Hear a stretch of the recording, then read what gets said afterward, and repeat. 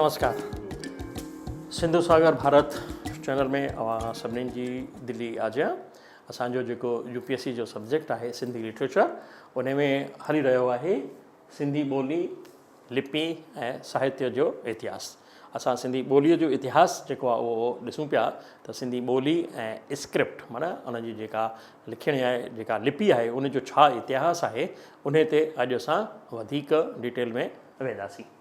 अचो त ॾिसूं हुन में असांखे कहिड़ा कहिड़ा मददी किताब मिलिया आहिनि। किताब मिलियो आहे हिकिड़ो किशन चंद जेटली, जेको दादा मुरलीधर जेटली साहिब जा पिता साहिब आहिनि, उन्हनि जो हटवाणकी स्क्रिप्ट जो द डेट ऑफ सिंधी, अंग्रेजी, संस्कृत ऐं सिंधी देवनागरी। प्रेम मोतीराम तनवानीअ जो किताब भाषाओं की भाषा, सिंधी भाषा, सिंधी ॿोली ऐं लिपीअ जो इतिहास, ॿिनि भाङनि में, मनु तोलाराम गिदवानी। आर पी येगोरवा जो सिंधी लैंग्वेज, सिंधी साहित्य जो इतिहास, जेको 8वीं ईस्वी खां वठी 2013 ताईं जो आहे दादा मुरलीधर जेटले जो। सिंधी ॿोली लीलाराम रचंदानी। सिंधी साहित्य जो मुख़्तसर इतिहास शुरू खां वठी 2015 ताईं दादा डॉक्टर कन्हैयालाल लेखवानी। एंड ॿोलीअ जो सिरिश्तो ऐं लिखावट मुरलीधर किशनचंद जेटली। इहे असांजा जेके आहिनि हिन वीडियो में मददी किताब असांखे मिलिया आहिनि। त असां सिंधी भाषा जो इतिहास पहिरीं ॾिसी आया आहियूं लास्ट वारे वीडियो में। अॼु अचूं था सिंधी जूं ॿोली जेका आहे, ॿोली जेका सिंधी आहे, उन जूं उपॿोलियूं कहिड़ियूं कहिड़ियूं आहिनि। त उन जूं उपॿोलियूं जेके आहिनि, उन जे लाइ हिकु ॿोलीअ जे लाइ चवणी आहे त 12 कोहे ॿोली ॿी। राजस्थानी में बि चयो वेंदो आहे वरी कि 10 कोस के बाद में बोली, 20 कोस के बाद में पानी, ये बदिलजंदा आहिनि। त जीअं ॿोली बदिलंदी आहे तीअं पाणी बि बदिलंदो आहे। त ॿोली कहिड़ी बदिलंदी आहे, त सिंध जो जेको जोग्राफिकल एरिया आहे, उन जोग्राफिकल एरिया जे हिसाब सां असांजूं उपॿोलियूं आहिनि। कहिड़ियूं कहिड़ियूं? हिकु सिरोली, ॿी विचोली, टीं लाड़ी, चौथीं थरी, पंजी कच्छी ऐं छहीं आहे लासी। हाणे इन्हनि जो जोग्राफिकल जेको एरिया आहे सिंध में कीअं आहे, अचो त उहो ॾिसूं। सिरोली जेका आहे उहा आहे सिंध जे उत्तर वारो भाङो, जंहिंखे सिरो कोठियो वञे थो। माना जेको सिरो आहे पंजाब खां लॻंदड़, उनखे जेको उन में जेका ॿोली ॻाल्हाई वेंदी आहे, जेका सिंधू नदीअ जे ओभर में ख़ैरपुर खां उबाड़े ताईं, दादू, सेवण ऐं लाड़काणो, जेकमाबाद ऐं कशमोर, इहे जेके ज़िला आहिनि, उन्हनि में जेका ॿोली ॻाल्हाई थी वञे पई उहा सिरोली आहे। उन उपॿोलीअ जो असरु जेको आहे, असांजो जेको काज़ी कादन साहिब हो, जेको पहिरियों शाइर आहे, मतिलबु जॾहिं इतिहास असांखे मिले थो तॾहिं खां वठी पहिरियों शाइर, माना 1500-1600 ईस्वी खां पोइ जो जेको शाइर आहे, इन खां पहिरीं वारा शाइर असांखे नथा मिलनि पिया, उहो असीं इतिहास में पढ़ी आया आहियूं। त उन जी ॿोलीअ में जेको आहे, इन काजी कादन जी ॿोलीअ में इन ॿोलीअ जो असरु असांखे नज़र अचे थो, उपॿोलीअ जो। ऐं सचल सरमस्त बि हिन सिरोलीअ में काफ़ी शाइर चयो आहे। ॿी आहे विचोली। त सिंध जे विच वारे भाङे में जेका उपॿोली ॻाल्हाई वेंदी आहे, उन खे चऊं था पिया विचोली। त उहा आहे कहिड़ा कहिड़ा ज़िला? नवाबशाह, हैदराबाद ऐं सिंधू नदीअ जे ओलह वारो इलाइक़ो। इन में जेको आहे ॿोली ॻाल्हाई थी वञे, उन जो जेको वाइपो आहे उहा आहे विचोली। इहा अंग्रेज़नि जी हुकूमत थियण बैदि, अंग्रेज़नि जॾहिं हुकूमत हुते कई आहे सिंध में, त उन खां पोइ जेका असांजी शिक्षा हली आहे, जेको असांजी सरकारी कागरनि में कारोबार हलियो आहे, उहो इन ॿोलीअ में हलियो आहे। ऐं इन में ॿोलीअ में ई असांजो साहित्य जेको आहे उहो रचियो वियो आहे।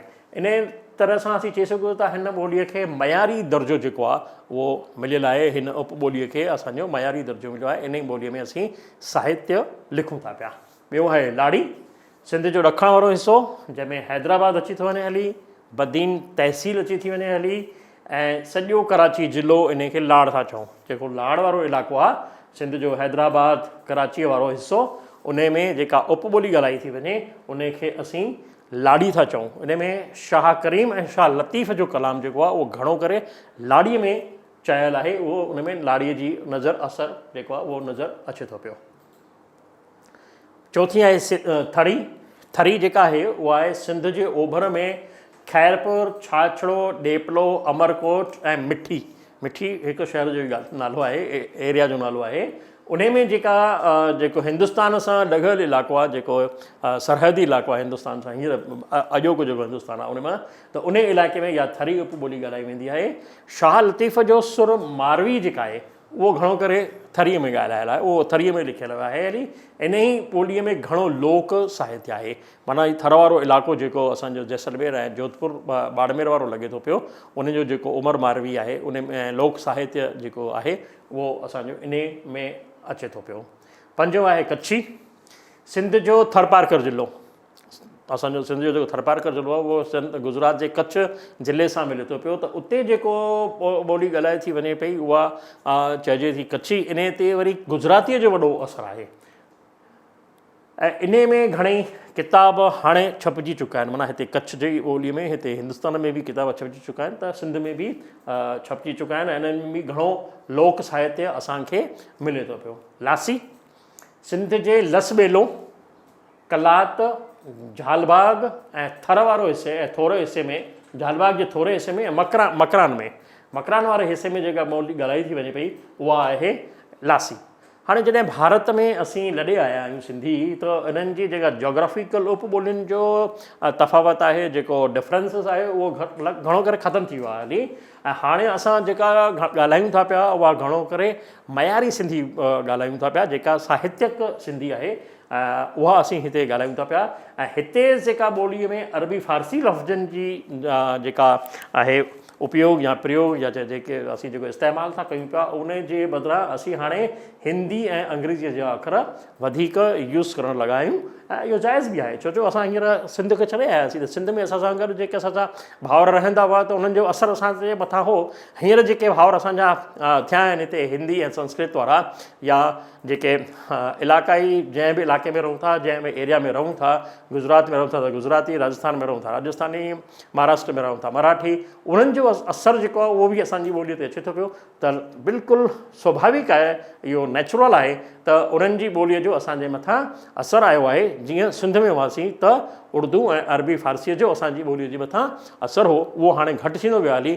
हाणे उन जे बदिरां संस्कृत, हिंदी ऐं अंग्रेजीअ जा अखर ईंदा था वञनि पिया। हाणे हिते जेको घणो करे असांजी जेका ॿोली हूंदी आहे उन जो असांजी ॻोठनि सां वधीक लाॻापो हूंदो आहे। इन करे जीअं जीअं असां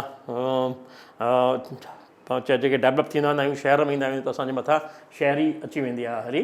त हिते सिंधीअ में ॻोठाणी जीवत ऐं सिंध जे ज़मीन सां लाॻापो रखंदड़ लफ़्ज़ जीअं त उखरी, मुहिरी ऐं मंधियड़ो, इहे अखर घटि में घटि मां चवां त इहे गाइब ई थी विया आहिनि हली। असां उनखे कमी कोन था आणियूं पिया।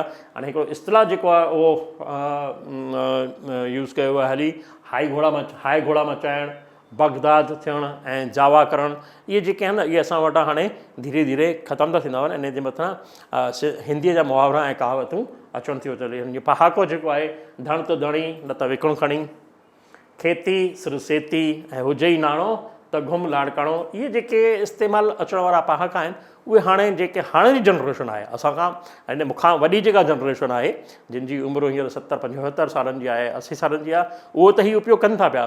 पर मूंखां पोइ वारी जनरेशन, यानी जेका जिन जी उमिरि हींअर चइजे की 20-21-25 साल आहे, 50 साल आहे, 55 साल आहे, 60 साल आहे, उन्हनि वटि ही मुहावरा ॾाढा घटि आहिनि। ओके, हाणे ही हिननि जी जेके लिपियूं आहिनि सिंधीअ जूं, उन जो डेवलपमेंट कीअं थियो? भाषा त ॿोली जेका ॻाल्हाई थी वञे उनखे भाषा जो रूप थो ॾियो वञे। भाषा जेका आहे उहा लिखी थी वञे त उहा कंहिं न कंहिं लिपीअ में लिखी वेंदी हली।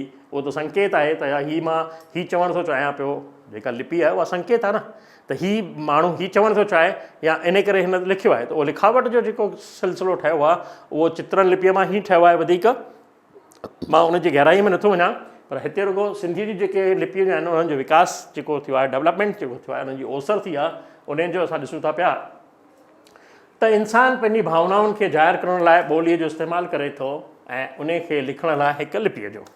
लिपि हिकु क़िस्म जो सिंबल आहे, चिन्ह आहे, जंहिंजो को मुक़ररु आवाज़ु थिए थो पियो। माना मां जेकर को आवाज़ु कढां थो पियो त उनजो हिकिड़ो सिंबल जेको आहे उहो थींदो, उन सिंबल खे ई असीं जेको डॉक्टर सुरेंद्र भटनागर जी परिभाषा किताब असीं में ॾिसी आया आहियूं। वरी जॾहिं भाषा जो इतिहास लास्ट वीडियो में ॾिठोसीं, सिंधी भाषा जी लिपीअ बाबति बि हिकु विकास रहियो आहे जेको वक़्तु ब वक़्तु लिखण जो सरिश्तो मुक़ररु थींदो रहियो आहे।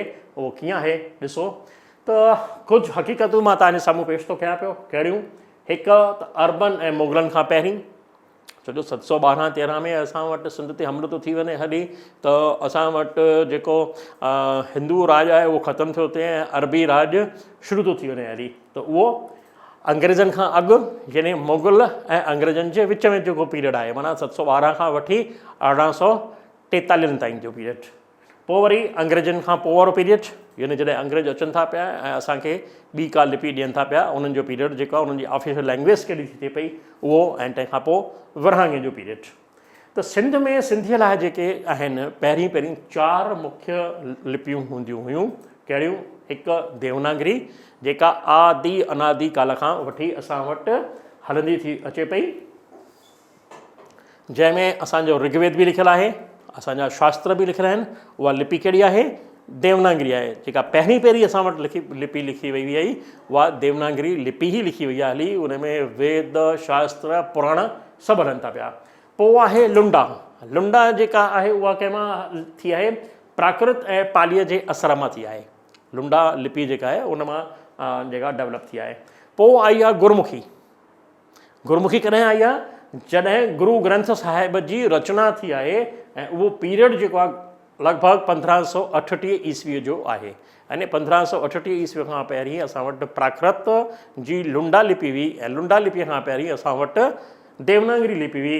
ऐं उन खां पोइ चोथों हिसो जेको अचे थो पियो उहो अचे थो पियो अरबी फारसी, जेका जुलाई 1853 खां पोइ जेको आहे असांजे सिंध में लागू थी आहे।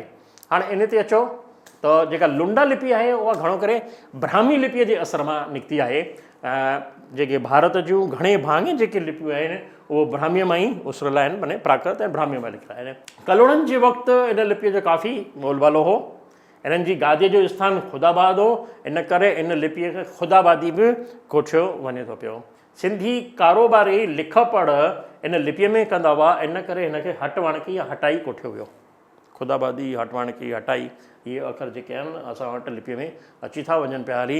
यानी जेकॾहिं डेवलपमेंट ॾिसूं असां त उहा आहे पहिरीं ब्राह्मी, ब्राह्मी मां लुंडा, लुंडा मां ख़ुदाबादी, ख़ुदाबादी मां हटवाणकी, हटवाणकीअ मां ख्वाज़की। इहे सभु जेके आहिनि लेफ्ट टू राइट लिखी वेंदियूं। हिन मां का बि लिपि जेका आहे उहा राइट टू लेफ्ट न लिखी वेंदी हुई, जीअं अॼु जी अरबी फारसी लिखूं था पिया असीं। उहा असांजी जेका देवनागरी लिपि लिखी आहे, हिंदी लिखी वेंदी आहे, उहा लेफ्ट टू राइट लिखी वेंदी आहे। जीअं ब्राह्मी जो लिखियलु आहे इहा लेफ्ट टू राइट लिखियलु आहे। पीर सदर अल-दीन जेको आहे इन लिपीअ खे आधार ठाहे 40 अखिरे जो सरिश्तो शुरू कयो, जंहिंखे ख्वाज़की कोठियो वियो। इस्माइली पीरनि जी वाणी गिनान बि इन में ई लिखियलु आहे, इहे ई इन में ई लिखिया विया आहिनि। ख़ुदाबादी लिपीअ में सिंधीअ जे सभिनी स्वरनि लाइ मात्राउनि जो पूरो इस्तेमालु न कयो वेंदो हो। तंहिं हूंदे बि किन विद्वाननि जो रायो आहे त हिन लिपीअ में सुधारो आणे सिंधीअ लाइ तस्लीम कयो वियो हो। ठीकु आहे। कैप्टन जॉर्ज स्टैक इन लाइ सिफ़ारिश कई हुई। माना जॾहिं 1853 में अंग्रेज़ुनि लिपीअ जो जेको आहे स्टैंडर्डाइज़ेशन करणु शुरू कयो भई असांजी ऑफिशियल लैंग्वेज जेका आहे सिंधी उहा कहिड़ी लिपीअ में लिखी वञे, छो जो 3-4 लिपियूं हुयूं, त हुननि जेको जॉर्ज स्टैक चयो त इहा ख्वाज़कीअ में लिखी वञे। 16वीं सदीअ खां वठी सिंधी मुस्लमान अरबी फारसी अखरनि जो इस्तेमालु सिंधी लिखण लाइ करणु लॻा। 16वीं सदीअ खां वठी सिंधी मुस्लमान आहिनि उहे अरबी फारसी लिखण लॻा, हिंदू न। हिते सिंधी मुस्लमान थो चए पियो साहित्य। 1700 ईस्वीअ में अबू अल हसन जो अरबी सिंधीअ में लिखियलु किताब मुक़दमे अल सवात आगाटे में आगाटो आहे। माना जेको अरबी फारसीअ में जेको लिखियो वियो उहो 1700 में लिखियो वियो, मुक़दमे अल सवात। इहो सभिनी खां पुराणो आहे। त हाणे अचो ॾिसूं जेको मां मथे चई आयसि उहो हिन चार्ट में त असांजी सिंधी लिपीअ जी जेका लुंडा आहे उनजी फैमिली जेका आहे कीअं आहे। ब्राह्मी लिपि, ब्राह्मीअ मां ठही आहे शारदा ऐं शारदा मां ठही आहे लुंडा, महाजनी ऐं टाकरी ऐं लुंडा मां ठही आहे पंजाबी ऐं सिंधी, पंजाबी में ठही आहे हिकिड़ी गुरमुखी, ॿी मुल्तानी, ऐं सिंधीअ में ठही आहे ख्वाजकी, शिकारपुरी, लोहाणकी और स्टैंडर्ड सिंधी। हिन मां शिकारपुरी मां स्टैंडर्ड सिंधी आहे ऐं ॿी खोजकी। ही असांजी सिंधीअ जो डेवलपमेंट आहे पूरो जो पूरो। ब्राह्मीअ मां शारदा, शारदा मां लुंडा, लुंडा मां सिंधी, सिंधी मां ख्वाजकी, शिकारपुरी ऐं स्टैंडर्ड सिंधी अची वई आहे हली। इहा असांजो स्क्रिप्ट जो हिकु चार्ट आहे।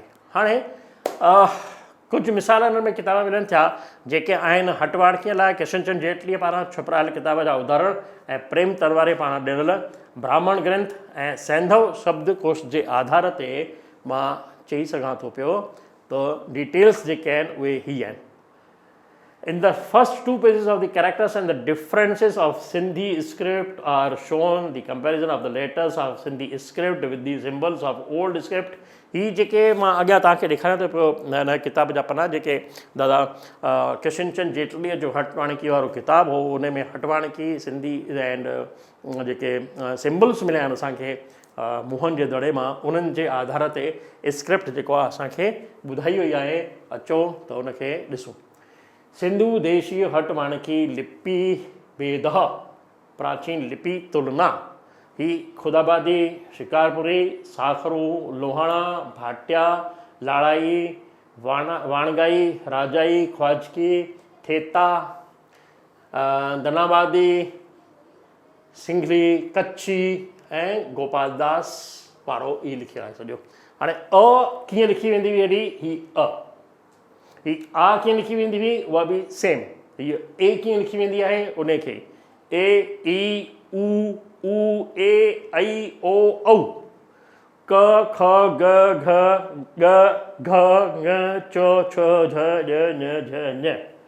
ही सॼो चार्ट तव्हां आराम सां ॾिसो, मां तव्हांजे साम्हूं रखियो आहे त असांजी जेका प्राचीन लिपि आहे उहा कीअं लिखी वेंदी हुई। इहो हिन सॼे चार्ट में दादा किशनचंद जेटले साहब, मुरलीधर जेटले जा पिता साहिब, उन्हनि असांखे ही हथ सां लिखी करे ठाहे ॾिनो आहे। ठटई बि आहे हुते ऐं मेमण बि आहिनि हुते, सभु कुझु आहे। तव्हां आराम सां हिनखे ॾिसोसि ऐं हिन जो डेवलपमेंट ॾिसो। पोइ वरी ढ, ॾ, ढ, ढ, ड़, ढ, ण, त, थ, ध, ध, न, प, फ, ब, भ, ब, भ, म, य, र, ल, व, स, ह। हेठां हिननि जो सॼो सूत्र जेको ठहियलु आहे उहो बि हिननि संस्कृत में ॾिनो आहे। भारतीय संरक्षक खे 1906 श्रावण 8 सोमवार, माना हीअ जेको आहे कॾहिं लिखी वियो हली 1906 श्रावण मास जो 8 तारीख़ सूमर वारे ॾींहुं हीअ जेको आहे हिन लिपीअ जो हिननि चार्ट ठाहियो आहे। ऐं हीअ हटवाणकी ॾिसो, हुननि जी वर्णलिपि हटवाणकी में अ, ए, ई, क, ख, च, ख, च, ज, ॾ, ङ, ण, द, न, फ, भ, य, ल, स, ह, हेॾां म, हेॾां न ञ। सॼो चार्ट जेको आहे भारतीय जेके पंहिंजियूं लिपियूं आहिनि उन में सिंधीअ जी लिपियुनि में हुननि जेको आहे असांजे ठाहे करे साम्हूं रखियो आहे। तव्हां आराम सां हिन जी कॉपी करे सघो था, ॾिसी सघो था ही कीअं हुननि ठाहे असांखे ॾिनो आहे। हिन जो किताबु असां वटि सुरक्षित आहे। ही अथ स्वरः, अथ, अथ स्वरः, अ, आ, इ, ई, उ, हाणे हिते पूरो ॾिनो अथव। अथ व्यंजनानी, ही स्वर थी विया हली, ही व्यंजन थी विया हली। माना ककहरो जेको जंहिंखे चवंदा आहियूं, क, ख, ग, घ, ङ, ग, ग, क, ग, च, छ, झ, झ, ञ, झ, ट, ठ, ड, ढ, ण, त्र, ॾ, ड़, ण। सॼी हिन लिपीअ जेको आहे न पूरो असांजे साम्हूं हिननि खाको रखियो आहे जेको मां तव्हांखे ॾेखारियां पियो। समाहत्री कनम वाणकी लिप्युदाहरम, ही ओम श्री कृष्णा, ओम श्री कृष्णा जेको आहे अंग्रेजी में लिखियो अथनि त ही ओम श्री कृष्णा, ही हटवाणकी में कीअं लिखियो वेंदो, ही कृष्णा, ही कृष्णा। गोविंदा, ही गोविंदा, ही गोविंद। ठीकु आहे, अॻियां हलूं। अचो, ही अथ अकार विकास, ही जेको ब्राह्मी लिपीअ जो सॼो पूरो जो विषय, ही कृष्ण टोपणलाल जेटली पुणे, ही हिननि जो सॼो लिपीअ जो इतिहास, हटवाणकी लिपि। हिते हिननि अपील कई आहे, ही जॾहिं पूने मां छपाए करे पूरो कयो अथनि त असां वटि का भी लैंड कोन्हे का, so we must teach Sindhi to our children and write letters to our family members in Sindhi and make it a point to speak in Sindhi with our children. The Sindhi literature should be made available in Sindhis wherever they are. We would appeal to the Sindhis well established in business to donate handsomely for the publication of Sindhi literature. मां दादा जेटले साहिब जी, कृष्णचंद जेटले जी जेका appeal आहे, जेका अॼु खां घणा साल पहिरीं 60 साल पहिरीं 70 साल पहिरीं कई वई आहे वरी, उहा हथ जोड़ करे अॼु बि थो कयां पियो त जेके दानवीर आहिनि उहे हींअर बि हथ खोले करे दान कनि त असांजो जेको अरबी लिपीअ में, अरबी फ़ारसी लिपीअ में इतिहास आहे, साहित्य आहे, उन खे असीं लिपियांतरित करे देवनागरीअ में छपाए ॿारनि खे ॾियूं। असां 30% साहित्य ई असां अॼु ताईं करे सघिया आहियूं, ॿारनि ताईं पहुचाए सघिया आहियूं देवनागरीअ में। 80% साहित्य असांखे अञा पहुचाइणो आहे। त महिरबानी कयो, हाणे जेको आहे दान जो हथु किताबनि छपाइण लाइ अॻियां वधायो त ॿारनि ताईं असीं सिंधी साहित्य देवनागरी लिपीअ में पहुचायूं। अचो अॻियां था हलूं पिया। ही प्रेम तनवानी साहिब आहिनि जिन किताबु लिखियो आहे सिंधी भाषा जी भाषा ऐं लिपीअ ते। उहे त चवनि था की संस्कृत बि जेका आहे उहा सिंधीअ मां निकिती आहे। उन्हनि ॾाढा वॾा जेको आहे रिसर्च करे वॾो मटेरियल इकठो कयो आहे ऐं उहो किताब बि तव्हांखे मां ॿुधायो हुन में असांखे कमु अचे थो पियो। उन्हनि जेको लिखियो आहे देवनागरी अरबी हटवाणकीअ जो, ही हटवाणकीअ जा 1 2 3 4 5 6 7 8 9 10 ही जेके हुननि जा स्वर आहिनि, व्यंजन आहिनि, ही अखर आहिनि, उहे ॾिना अथऊं। ही बि हिते सिंधीअ जो पुराणो ही क ख ग घ च छ ज ॾ ॾ सॼो ककहरो हुननि लिखी ॾिनो आहे पाण खे। ॾिसंदा वञो, हटवाणकी खोजकी सिंधी लिपि नागरी, सिंधी लिपि देवनागरी, अ इ ई उ ऊ उ ओ आई ऐ ओ आहिनि सॼो माना स्वर व्यंजन पहिरीं ॾिसियासीं। हिते स्वर, हिते व्यंजन, सॼो ई जेको आहे न 47 अखर आहिनि हटवाणकी लिपीअ में, जेके असां सिंधी लिपि के रूप में खुदाबादी के हैं। ये दाएं से बाएं लिखे 47 अक्षर हटवाणकी सिंधी लिपि के रूप में खुदाबादी के हैं। इसमें 10 स्वर, 37 व्यंजन, अनुस्वर सहित 10 मात्राएं और अंक भी थे। हटवाणकी के ही रूप खोजकी में सिंधी के निराले अंतः स्फुट ग ज ड ब और ट्र ड्र भी थे। खुदाबादी की तुलना में खोजकी के अक्षर देवनागरी से अधिक मिलते हैं, इसलिए हटवाणकी को अर्धनागरी लिपि भी कहते थे। प्रेम तनवानी साहिब जेको आहे इहे पंहिंजा वीचार ॾिना आहिनि। हाणे इन जो जेको खोजना कई आहे हुननि त उन हिकिड़ो पथर बि ॾेखारियो आहे असांखे। किथां मिलियो आहे? इहो खैरपुर तालुके मां मिलियो आहे, खैरपुर तहसील मां मिलियो आहे, जंहिंखे माड़ीअ जो दड़ो बि चयो आहे, जंहिं माड़ी जे दड़े वटां मिलियो आहे। इते कुझु सिक्का बि मिलिया आहिनि जिन ते लिखियल लिपि जेका आहे उहा देवनागरी आहे। ठीकु आहे, हीअ जेका ॾिसंदा थोरो सो फेड आउट थियो आहे हली, पर जेकर तव्हां किताब बि ॾिसंदा त बाक़ाइदा बिल्कुलु तव्हांखे ॾिसणो ईंदो त हीअ देवनागरी में लिखियलु आहे। हेॾां खां ॾिसोसि, मथां लटकी ॾिनल आहे, लकीर ॾिनल आहे ऐं हीअ अखर लिखियलु आहिनि, बिल्कुलु क्लियर आहे। न स ब लिखणु पियो अचे, प हिते ॾिसणु थो अचे मूंखे, हिते ल ॾिसणु थो अचे मूंखे। हीअ सभु तव्हांखे ॾिसणु ईंदा जॾहिं महिल तव्हां प्रेम तनवाणी जो किताबु ॾिसंदा त इट मीन्स असांजी देवनागरी लिपि सभिनी खां वधीक पुराणी आहे। छो जो हीअ बि फेड आउट थियो आहे हली। त मोहन जो दड़ो जेको आहे उन में बि डॉक्टर एस.आर. राव सिंधी लिपीअ खे 4400 साल पुराणो ॿुधायो आहे ऐं उहा बि दक्षिणी अरबी 2900 वर्ष, खरोष्टी 2300 साल, ब्राह्मी 2450 साल पुराणी आहे ऐं भारतीय विद्याभवन द्वारा प्रकाशित हिस्ट्री ऑफ सिंधी लिटरेचर में बि हीअ ॾिनल आहे। त हीअ जेका लिपि आहे असांजी देवनागरी हुई। ओके, हीअ सैंधव शब्दकोश मूंखे हाणे हथु लॻो आहे। इन में जेको नरेंद्र सिंह सिंघल आहे उन जेको आहे कोशिशि कई आहे मोहन जे दड़े जूं जेके बि मोहरूं आहिनि उन्हनि खे पढ़ण जी, त उन्हनि खे जेके बि ॾिनल आहिनि उन में तव्हां ॾिसंदा त हिननि जो जेको 4 मुद्राऊं ॾिनल आहिनि, इन मुद्राऊं का काल सर जान मानसल मध्य चतुर्थ शताब्दी ईस्वी पूर्व मानते हैं, 400 साल पहिरीं जब आहिनि। Plate number CX12 seal number 380 से उदारित है। इसका संबंध ऋग्वेद के मंत्र में वापस थो वञा पियो। ही 1 2 3 4 ठीक है। हिननि खे चइनी खे सवली तरह ॾिसो ऐं हुननि जो जेको एलोबोरेशन है वो छा है, अजन्मा परमात्मा जीवात्मा तथा प्रकृति एवं चारों पुरुषार्थों के साथ संबंध है। साक्षी भोक्ता भोग्या के संबंध को व्यक्त किया गया है। हम इस मुद्रा चित्र को सुपर्ण की मुद्रा का चित्र मानते हैं। इस चित्र में प्राण को ज्योतिषमान एवं बलवान मानकर उसे नमन किया गया है और वृषभ को प्राण का प्रतीक माना गया है। Second number. थर्ड नंबर, इस मुद्रा चित्र में पुरुष प्रजापति हैं। इसे प्राण स्वरूप वाक संपदा का रक्षण करते हुए अहम व अज्ञान स्वरूप वृत्तियों से संघर्षरत बताया गया है। इस पर इसी आशय का लेख उत्कीर्ण है। Third number. Fourth number again, इस चित्र में गो स्वरूपा प्रज्ञा को चित्रित किया गया है। आत्मन शरीरस्थ इंद्रियां एवं आत्मा को भी वैदिक वांग्मय गो संज्ञा से तथा कई मंत्रों से प्रज्ञा को गो कहा गया है।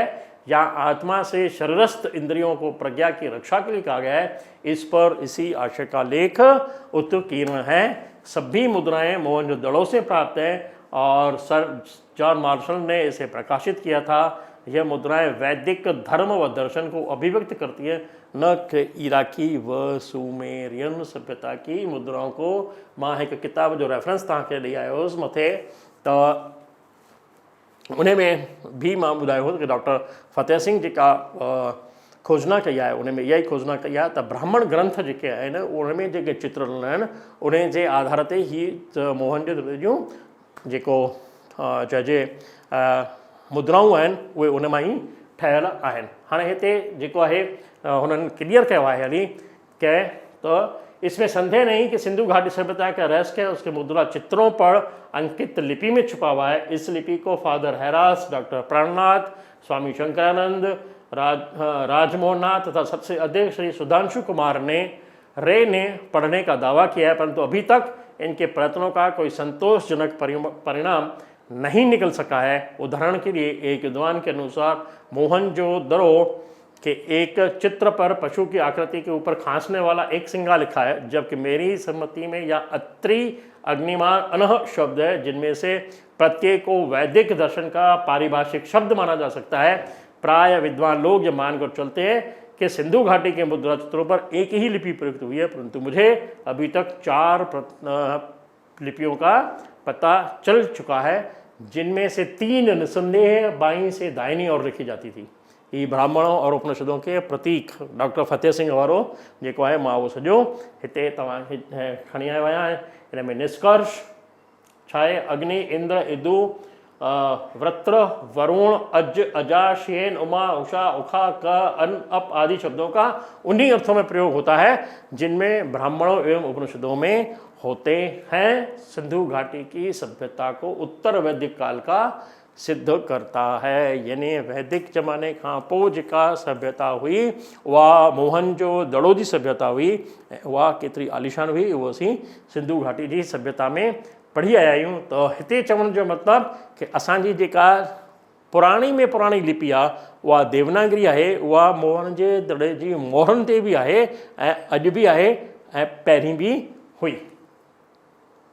ही वर्णमाला सिंधु घाटी में, ही नागरी में। सिंधु घाटी में जेके चित्र आहिनि ही नागरी लिपि, ओके। ही वर्णमाला नागरी, सिंधु घाटी नागरी। सिंधु घाटी में राष्ट्र हीअं लिखियो वेंदो, अन्न हीअं लिखियो वेंदो, एकत्रित हीअं लिखियो वेंदो, वस्त्र हीअं लिखियो वेंदो, त्र हीअं लिखी वेंदी हुई। मां हिकु स्लाइड तव्हांखे ॾेखारींदो थो वञा, तव्हां आराम सां हिनखे ॾिसंदा वञो त वर्णमाला कीअं लिखी वेंदी हुई लिपि। एक्सकवेशन फ्रॉम हरपा, हीअ लिपि, हीअ हड़पा जी लिपि, हीअ लिपि 3, लिपि चतुष्ट। अंग्रेज़ 1843 में अचनि था पिया ऐं 1843 में जॾहिं हुननि सिंध ते कब्ज़ो कयो आहे, फतेह शब्द ठीकु न आहे, मां लिखियो आहे पर मां हुनखे करेक्ट थो कयां पियो, त उन्हनि खे लॻो कि हिते हिंदू बि आहिनि, मुस्लमान बि आहिनि। हिंदू हटवाणकी पिया लिखनि, गुरमुखी पिया लिखनि, देवनागरी पिया लिखनि ऐं जेके मुसलमान आहिनि उहे अरबी पिया लिखनि, फारसी पिया लिखनि। त हाणे ऑफिशियल जेको वर्क आहे उहो कीअं कजे? जॾहिं एडमिनिस्ट्रेशन वेहंदो आहे त उहो सोचंदा मुंहिंजी ॻाल्हि हिकु जेका दफ़े में चई वञे उहा बिल्कुलु एज़ इट इज़ जेको आहे पहुचे। त उहा एज़ इट इज़ कीअं पहुचे? छो एडमिनिस्ट्रेशन मैनेजमेंट उन में ईअं ई थींदो आहे, जेको बि मैनेजमेंट में वेहंदो आहे जेको पावरफुल हूंदो आहे ऐं जीअं चाहींदो आहे उनखे उहो हलाइण जी कोशिशि कंदो आहे। उहो चाहे कहिड़ो बि कारोबार खणो, कहिड़ी फैक्ट्री खणो, कुझु बि खणो था। त हीअ सिंध बि हुननि जे लाइ हिकु फैक्ट्री हुई, हिंदुस्तान पूरो हुननि जे लाइ फैक्ट्री हुई। हितां उहो कचो माल खणंदा हुआ ऐं ॿाहिरि वञी करे उनखे पको करे वापसि खणींदा हिते विकिणंदा हुआ। ख़ैरु उन ते मां नथो वञा पियो। मुंहिंजो जेको टॉपिक आहे उहो लिपीअ जो आहे, त मां उन लिपीअ ते कंसंट्रेट कयां। त हाणे उहो 1843 में हिननि सोचियो की हिन ते असीं छा कयूं, सिंधियुनि खे कहिड़ी लिपि असां ॾियूं, कहिड़े तरीक़े सां ॾियूं। त उहा उन्हनि जेका आहे खोज कई, उन ते ॾाढा जेको आहे विद्वान उन्हनि ते वेठा, उन्हनि राय ॾिना पंहिंजा ऐं पंहिंजी रिपोर्ट बि जेको आहे ब्रिटिश गवर्नमेंट खे पेश कई आहे। त 1843 में सिंध में आयो भई कारोबार कीअं हलिजे ऐं एजुकेशन कीअं हले। त 1847 में प्रांगल जेको आहे उहो गवर्नर हो, उन खे हिदायत ॾिनी त सिंध में शुरूआती शिक्षा जेका आहे उहा शुरू कई वञे, उनखे वधायो वञे हली। त हिते अंग्रेज़नि खे जेको आहे अलॻि अलॻि लिपियूं मिलियूं। जीअं हिंदू जेको आहे उहो देवनागरी लिखंदा हुआ ऐं गुरमुखी लिखंदा हुआ, त मुस्लमान जेको आहे अरबी ऐं फारसी लिखंदा हुआ। त इन खे हाणे असीं अॻिले एपिसोड में खणी ईंदासीं। त हिंदुस्तान जे हिकु भाङे सिंध में लिपि कहिड़ी हुजे, उन्हनि ते कंहिं कमु कयो ऐं ब्रिटिश गवर्नमेंट जे ऑफिसर्स छा रिपोर्ट पंहिंजी कंपनी सरकार खे ॾिनी, कंपनीअ खे ॾिनी ऐं कंपनीअ जेको आहे गवर्नमेंट ऑफ ब्रिटेन खे ॾिनी ऐं उन ते छा थियो इहो त बिल्कुलु तव्हांखे जेको आहे ख़बर ई आहे। त असां वटि अरबी फारसी लिपि आई, पर उन ते जेके कमिटीज़ वेठियूं, उन ते जेके रिपोर्ट्स आहिनि, उन ते डिटेल में वञी करे पाण जेको आहे डिस्कस कंदासीं। उहो कंदासीं अॻिले एपिसोड में। कंहिं ते त सिंधीअ जी लिपि कहिड़ी, देवनागरी या अरबी, ऐं हाणे बि यानी प्रेज़ेंट टाइम में कहिड़ी हुअणु घुरिजे, उन ते बि मां खोले करे पंहिंजा वीचार तव्हां सभिनीनि जे साम्हूं रखंदुसि। तव्हां मूंखे ॿुधो, ॾिठो, तव्हांजी महिरबानी। अॻियां बि तव्हांजो प्यारु, तव्हांजी सहकार असांखे मिलंदो रहंदो। जेकॾहिं तव्हांखे हीउ वीडियो सुठो लॻो त पंहिंजनि यारनि, दोस्तनि, मिटनि, माइटनि खे ॿुधाईंदा ऐं जेकॾहिं सुठो लॻो त लाइक कंदा, पंहिंजा कमेंट्स बॉक्स में लिखंदा। वरी मिलंदासीं नेक्स्ट वीडियो में। जय भारत, जय हिंद, जिए सिंध, जीअनि सिंधियत खे चखणो।